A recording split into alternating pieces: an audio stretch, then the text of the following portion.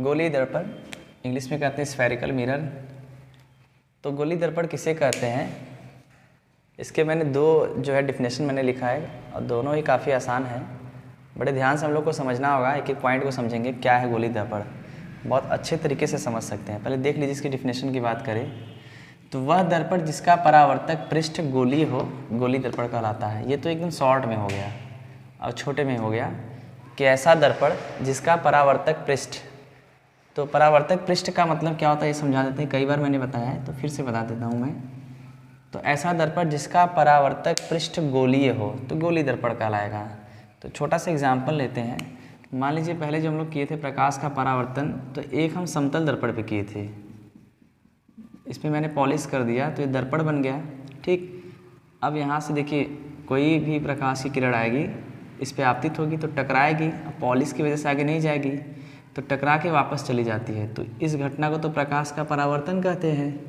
लेकिन ये प्रकाश की किरण जिस तल से टकरा के वापस गई है, देखो इसी तल से गई ना, इस तल पे आई या इस पृष्ठ पे आई या सरफेस जो है इस पर टकरा के वापस गई है, तो जिस तल से टकराकर या जिस पृष्ठ से टकराकर वापस जाती है या जिस पृष्ठ से परावर्तन होता है उसी पृष्ठ को हम क्या कहते हैं, परावर्तक पृष्ठ। यानी परावर्तन जिस पृष्ठ से होगा, जिस तल से होगा, परावर्तन जिस तल से या जिस पृष्ठ से होगा तो उस तल को कहते हैं परावर्तक पृष्ठ।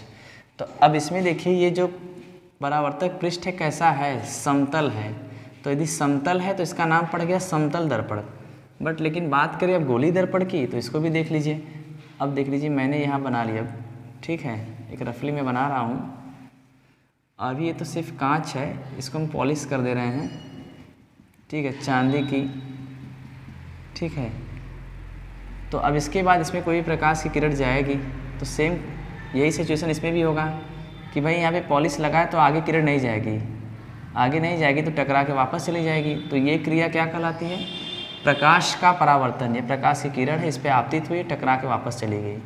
तो जिस तल से गई है, किस तल से, ये तल देखिए, जिस तल से परावर्तन हुआ है, ऐसे तल से, इसमें इस तल से हुआ है, इस तल पे देखिए, जिस तल पे परावर्तन हुआ है तो उस तल को कहते हैं परावर्तक तल या परावर्तक पृष्ठ।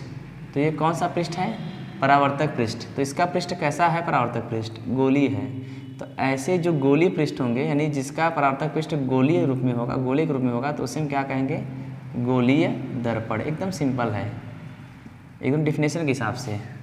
वह दर्पण, तो एक दर्पण हो गया, ठीक, वह दर्पण जिसका परावर्तक पृष्ठ यहाँ टकराएगी वापस चली जाएगी, परावर्तक पृष्ठ ये हो गया, गोलीय हो, गोलीय के रूप में हो गया है, तो ऐसे दर्पण को क्या कहेंगे, गोलीय दर्पण कहेंगे।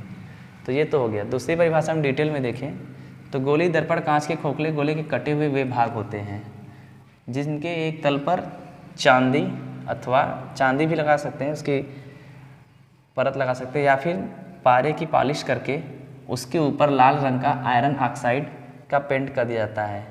तथा दूसरा तल परावर्तक तल होता है, यानी जिस पे पॉलिश नहीं लगा होता है, जिस पे से प्रकाश टकरा के वापस जाती है। अभी तो बताया परावर्तक तल के बारे में, जहाँ से परावर्तन होता है, वह तल जहाँ से परावर्तन होता है परावर्तक तल कहलाता है।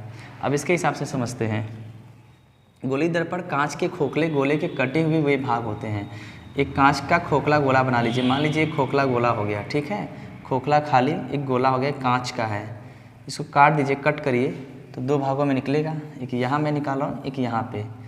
अब ये देखिए हमने निकाल दिया, तो इसमें देखिए कितने तल हैं। अभी देखेंगे तो इसके अंदर दो तल हैं, एक बाहरी साइड है, एक अंदर। जैसे एक कॉइन में होता है, सिक्के में देखिए हेड और टेल दो तल होते हैं, ऊपर नीचे।